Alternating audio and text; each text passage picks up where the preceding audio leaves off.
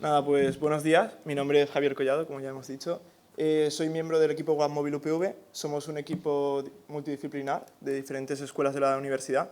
Nuestro proyecto se basa en crear, convertir más bien un coche de combustión en un coche eléctrico.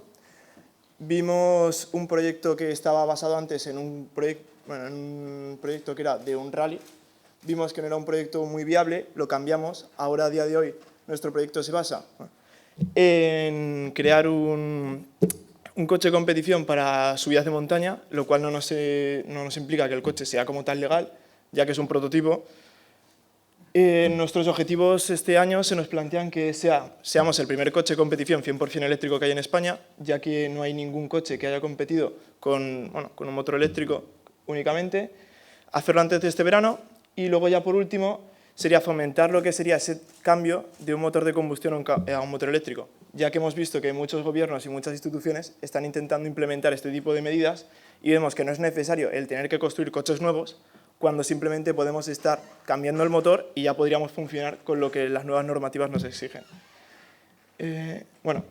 Luego otra cosa que queríamos decir, un poco así como aprovechando la situación, es que llevamos ya un año trabajando, hemos estado haciendo toda la parte teórica, ahora queríamos aplicarlo.